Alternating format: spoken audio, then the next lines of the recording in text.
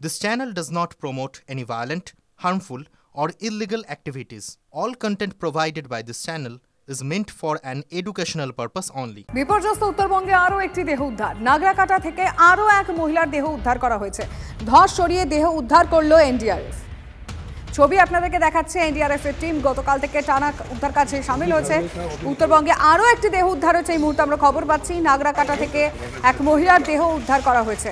ধস সরিয়ে এই দেহ উদ্ধার করেছে এনডিআরএফ।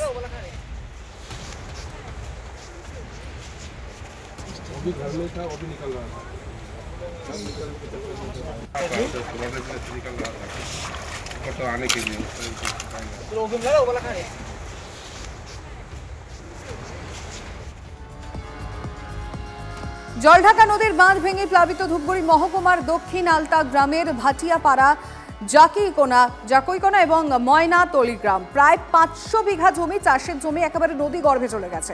ধান পাট খেতে পড়ে গেছে এক হাঁটু বালি ও পলি। দিশেহারা চাষিরা। শোয়ার ঘরে এক হাঁটু কাদা ও পলি পড়ে যাওয়ায় বাঁধের ওপর আশ্রয় নিয়েছে বাসিন্দারা। এখনও দেখা মেলেনি প্রশাসনের কর্তাদের। এলাকা আলাদা হলেও সমস্যা কিন্তু একই।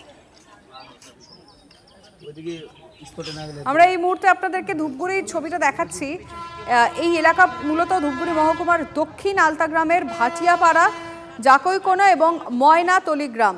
এই এলাকা যে ছবিটা দেখতে পাচ্ছেন, এখানে প্রায় 500 বিঘা চাষের জমি একেবারে নদী গর্ভে চলে গেছে। ভাবতে পারছেন কতটা ক্ষয়ক্ষতি হয়েছে? আমি রনি, আমাদের প্রতিনিধির সঙ্গে সরাসরি কথা বলতে চাইবো। রনি, মানে এ তো বিশাল ক্ষতি হয়ে গেল।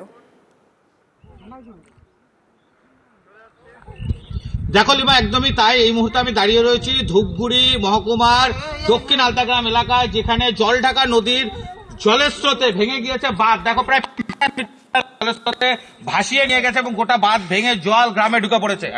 এই মুহূর্তে আমি সেই ছবি তোমাকে দেখাচ্ছি। দেখো বড় গাছ পড়ে গিয়েছে, এমনকি আমার ডান দিকে যে চাষের ক্ষেত, ধান ক্ষেত, তার উপরে পলি পড়ে গিয়েছে, বালি পড়ে গিয়েছে। মানুষজন ঘরছাড়া হয়ে আশ্রয় নিয়েছে বাঁধের উপর। এমনকি এখনো পর্যন্ত প্রশাসনিক কর্তাদের দেখা মিলেনি। আমরা যখন এই এলাকায় পৌঁছেছি তখন কিন্তু চোখে জল নিয়ে কাঁদছেন এলাকার মানুষজন যে জল কমেছে, তবে কিন্তু দুর্ভোগ কমেনি। এখনো প্রশাসনিক কর্তাদের দেখা মিলেনি। এখানে কিন্তু রয়েছেন অনেকে যারা সমস্যা নিয়ে কিন্তু আমাদেরকে বারবার অভিযোগ জানাচ্ছিলেন। আমরা তাদের সাথে একবার কথা বলার চেষ্টা করব যে তারা এই যে কাল থেকে দুর্ভোগে রয়েছেন, এখনো পর্যন্ত কি পরিস্থিতি। বলছি যে আপনারা কি পরিস্থিতি? আমরা খুব কষ্টে আছি, আমাদের জীবন চলতেছে না, না খাইয়া না দেয়, আমাদের কিচ্ছু নাই, সব আমাদের ভাই সে ক্ষতি হয়ে গেছে। প্রশাসনের খাওয়া দাওয়া জুটছে সকাল থেকে? জুটে নাই। কখন এখানে জল ঢুকেছিল? 9টার দিকে জল ঢুকছে।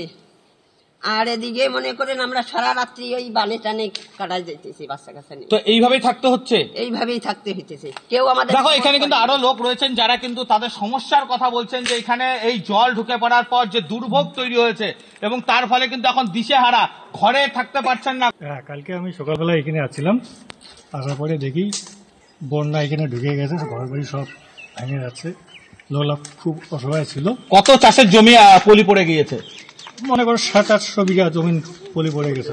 এখনো কৃষি দপ্তরের লোক বা ব্লক প্রশাসনের 700-800 বিঘা জমি জলের তলায়, মানে ক্ষয়ক্ষতির পরিমাণটা কতটা আন্দাজ এখন করা যাচ্ছে? জলস্তর যতই নামছে উত্তরবঙ্গের কঙ্কালসার চেহারাটা সামনে আসছে। বিপর্যস্ত উত্তরবঙ্গে আজকে মুখ্যমন্ত্রী যাচ্ছেন। কার্নিভাল ছেড়ে কেন কাল গেলেন না মমতা, প্রশ্ন তুলেছেন বিরোধীরা। কার্নিভাল আগে, এমার্জেন্সি পরে, কোন বিষয়কে অগ্রাধিকার দেওয়া উচিত তা উনি বোঝেন না, আক্রমণ করে সোশ্যাল মিডিয়ায় পোস্ট করেছেন শুভেন্দু অধিকারী। এই সরকারের থেকে মানবিক মুখ প্রত্যাশা করা মূর্খামি। উত্তরবঙ্গের মানুষের জন্য কিছু করার প্রচেষ্টা নেই এই সরকারের।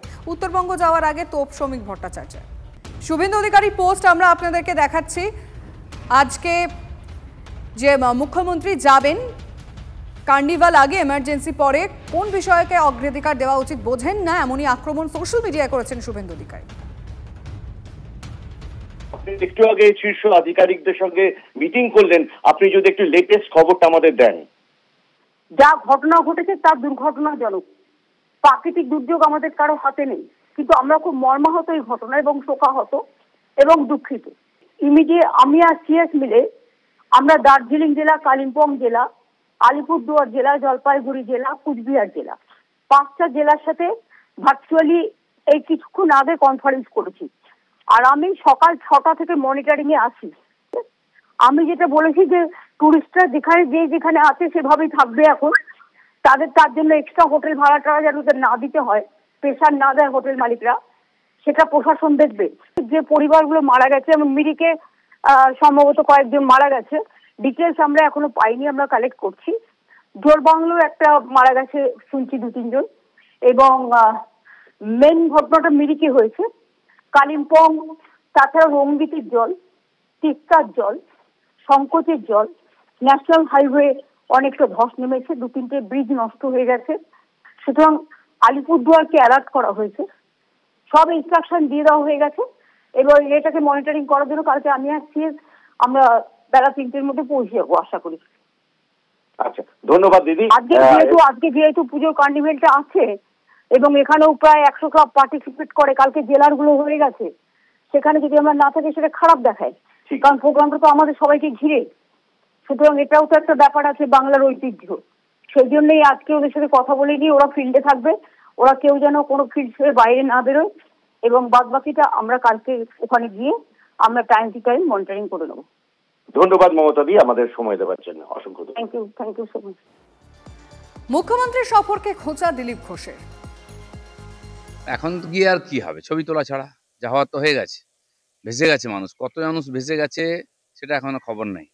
2-3 বছর আগে আমরা দেখেছিলাম ঠিক এই সময় বিসর্জনের সময় দুর্ঘটনা ঘটেছিল, নদীতে বিসর্জন দিতে গিয়ে হড়পা বানে বহু লোক ভেসে গেছিলেন, তখনও অন্য লোককে দোষ দেওয়া হয়েছিল। সরকার কোনো ব্যবস্থা নেয় না, ঘটনা ঘটে গেলে কারো ঘাড়ে চাপিয়ে দেওয়া হয়।